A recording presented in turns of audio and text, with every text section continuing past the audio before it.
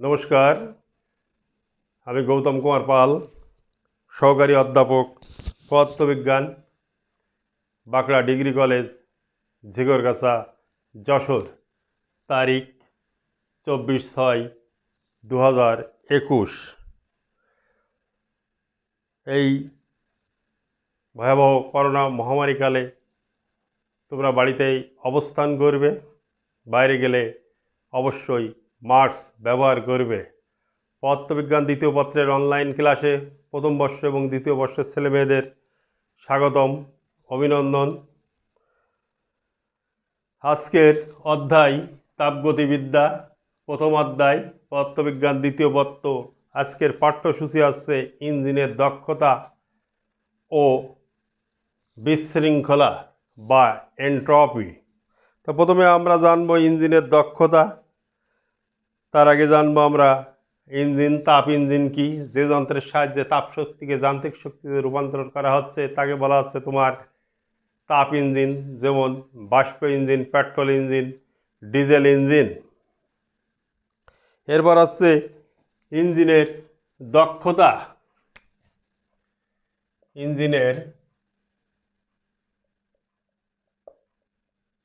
দক্ষতা আমরা কাকে বলবো? ইঞ্জিনের দক্ষতা ইঞ্জিন দ্বারা কাজে রূপান্তরিত তাপশক্তি ও ইঞ্জিন দ্বারা শোষিত তাপশক্তির অনুপাতকে বলা হচ্ছে ইঞ্জিনের দক্ষতা। এই ইঞ্জিনের দক্ষতাকে এটা দ্বারা প্রকাশ করা হচ্ছে। তাহলে এটা সমান হচ্ছে Q1 minus Q2 divided by হচ্ছে Q1। তাহলে Q1 দিয়ে যদি আমরা ভাগ করে দিই, Q1 by Q1 minus Q2 by Q1, তাহলে এইখান থেকে আমরা লিখতে পারি এটা সমান হচ্ছে 1 মাইনাস Q2 বাই Q1, সমীকরণ 1। তাহলে এটাকে যদি আমরা শতকরা হিসেবে প্রকাশ করি, সেই ক্ষেত্রে ইঞ্জিনের দক্ষতাকে এটা সমান লিখতে পারি 1 minus Q2 by Q1 into 100% শতকরা হিসাবে তাপ দ্বারা ইঞ্জিনের দক্ষতা। তাহলে এটা আমরা পালাম। এরপরে কার্নোর চক্র থেকে আমরা পাই Q/T সমান হচ্ছে কনস্ট্যান্ট, NST কনস্ট্যান্ট। তাহলে এইখান থেকে আমরা লিখতে পারি Q1/T1 সমান হচ্ছে Q2/T2। তাহলে এইখান থেকে লেখা যায় Q2/Q1 সমান হচ্ছে T2/T1। এটা ইকুয়েশন 3।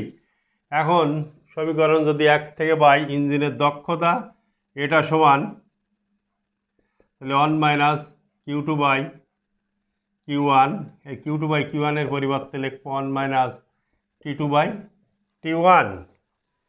এটা এখন ইঞ্জিনের দক্ষতাকে তাপমাত্রা দ্বারা যদি শতকরা হিসেবে প্রকাশ করা হয়, সেই ক্ষেত্রে 1 মাইনাস T2/T1 ইন্টু 100%। এটা ইকুয়েশন 4। কোনো ইঞ্জিনের দক্ষতা 100% পাওয়া সম্ভব নয়। বিজ্ঞানী সাদি কার্নো এই টাইপের একটা ইঞ্জিনের তিনি চিন্তাভাবনা করছিলেন, যার পুরোটা তাপশক্তি তোমার কার্যে রূপান্তরিত হবে, কিন্তু বাস্তবে এই ধরনের ইঞ্জিন রূপ দেওয়া সম্ভব হয়নি। তাহলে এই ক্ষেত্রে তাপের ক্ষেত্রে ইঞ্জিনের দক্ষতা আমরা পাইছি এটা সমান হচ্ছে 1 মাইনাস Q2/Q1 ইন্টু 100%। তারপরে আমরা দেখাইছি কার্নের চক্র থেকে পাই Q/T সমান কনস্ট্যান্ট, সেইখান থেকে আমরা লিখতে পারি Q1/T1 সমান হচ্ছে Q2/T2। তাহলে সেইখান থেকে Q2/Q1 সমান হচ্ছে T2/T1। এটা ইকুয়েশন 3। এরপরে এইখান থেকে সমীকরণ 1 থেকে আমরা পেয়েছি এটা সমান 1 মাইনাস Q2/Q1, তার পরিবর্তে 1 মাইনাস T2/T1 শতকরা হিসেবে দেখালি সেটাকে আমরা পাচ্ছি। এটা ইঞ্জিনের দক্ষতা। এখন সমীকরণ 1, 2, 1, 2, 1, 2,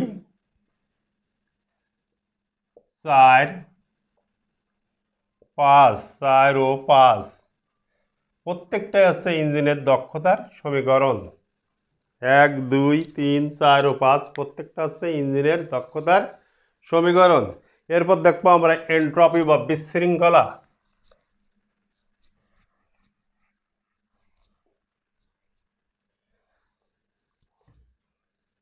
এন্ট্রপি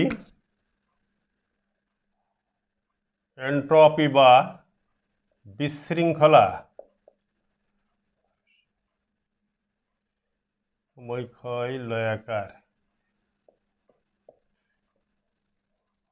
তাহলে এন্ট্রপি বা বিশৃঙ্খলা যাওয়ার আগে আমরা একটু বলি, তোমরা যখন মনে করো তোমরা ক্লাস করছো, তোমার এক বন্ধু পাশের এক বন্ধুকে বিরক্ত করছে, অপর এক বন্ধু ক্লাসে বই খাতা না নিয়ে খেলনা নিয়ে এসে খেলা করছে, ফলে একটা বিশৃঙ্খলার সৃষ্টি হচ্ছে, টিচারের মনোযোগও তোমার এই ক্ষেত্রে বিনষ্ট হচ্ছে।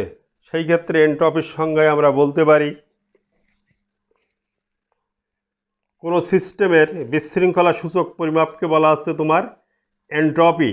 বিজ্ঞানী কোলোসিয়াস এন্ট্রপির সংজ্ঞাকে নিম্নলিখিতভাবে প্রকাশ করে। সেই ক্ষেত্রে বলা যাবে বিজ্ঞানী কোলোসিয়াসের ক্ষেত্রে রুদ্রতাপীয় প্রক্রিয়ায় বস্তু যে তাপীয় ধর্ম স্থির থাকে তাকে বলা হচ্ছে তোমার এন্ট্রপি। এখন সেই ক্ষেত্রে আমরা লিখতে পারি এন্ট্রপি ডিএস সমান হচ্ছে ডিকিউ বাই টি, অর্থাৎ টি তাপমাত্রায় ডিকিউ পরিমাণ যদি তাপ শোষণ বা বর্জন করে সেই ক্ষেত্রে এন্ট্রপির পরিবর্তন অর্থাৎ ডিএস সমান হচ্ছে ডিকিউ বাই টি। রুদ্রতাপীয় প্রক্রিয়ায় তাপের আদান প্রদান হয় না, সেই ক্ষেত্রে ডিকিউ সমান হচ্ছে 0। তাহলে এইখান থেকে আমরা লিখতে পারি কি ডিএস সমান হচ্ছে, অতএব ডিএস সমান হচ্ছে 0 বাই টি সমান হচ্ছে 0। তাহলে এইখানে আমরা পাইছি ডিএস সমান হচ্ছে 0, অর্থাৎ রুদ্রতাপীয় প্রক্রিয়ায় এন্ট্রপির পরিবর্তন হয় না, অর্থাৎ বস্তুর সাথে তার পরিপার্শ্বের তাপের আদান প্রদান হয় না, সেটা হচ্ছে এন্ট্রপি। এটা ক্ষুদ্র পরিবর্তনের ক্ষেত্রে। যদি আমরা বৃহৎ পরিবর্তনের ক্ষেত্রে চিন্তা করি এন্ট্রপির পরিবর্তন, সেই ক্ষেত্রে তাপমাত্রার পরিবর্তন যদি T1 থেকে T2 হয়, তাহলে বৃহৎ পরিবর্তনের ক্ষেত্রে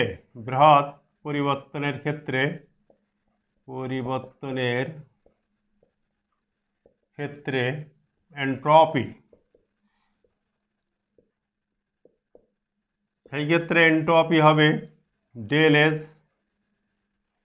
সমান integration DQ by T, lower limit T1 upper limit T2। এটা যে বৃহৎ পরিবর্তনের ক্ষেত্রে এন্ট্রপির পরিবর্তন, তো এটাকে যদি আমরা ক্যালকুলেশন করি তাহলে আমরা দেখা যাচ্ছে এরকম একটা পাতি পারি MS into loan of T2 minus ln of T1। তো এই বৃহৎ পরিবর্তনের ক্ষেত্রে এন্ট্রপির সমীকরণ, এটা সেম কোনো বস্তুর ভর, এস হচ্ছে পানির আপেক্ষিক তাপ, T2 হচ্ছে শেষ তাপমাত্রা, T1 হচ্ছে প্রাথমিক তাপমাত্রা, অর্থাৎ তাপমাত্রার পরিবর্তন T1 থেকে যদি T2 হয় সেই ক্ষেত্রে বৃহৎ পরিবর্তনের ক্ষেত্রে এন্ট্রপি ডেল এস সমান হচ্ছে integration T1 to two dQ by টি।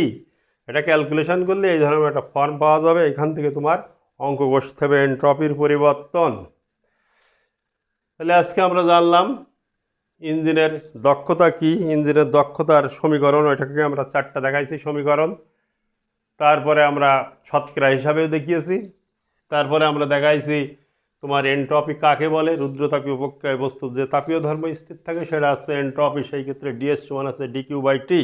রুদ্রতাপীয় প্রক্রিয়ায় তাপের বস্তুর সাথে তাপের আদান প্রদান হয় না পরিপার্শ্বের সাথে, সেই ক্ষেত্রে ডিএস সমান আছে 0, অর্থাৎ রুদ্রতাপীয় প্রক্রিয়ায় এন্ট্রপির পরিবর্তন আছে 0।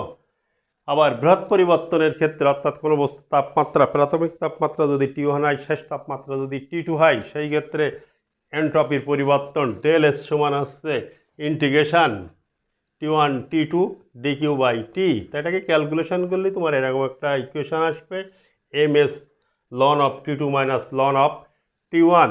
এম বস্তুর ভর বা পানির ভর, এস সমান হচ্ছে এস হচ্ছে আপেক্ষিক তাপ, T2 শেষ তাপমাত্রা, T1 হচ্ছে প্রাথমিক তাপমাত্রা। এর অঙ্ক আছে, এগুলো তোমরা দেখবে। আজকের ক্লাস সেখানে শেষ করছি। সকলকে ধন্যবাদ।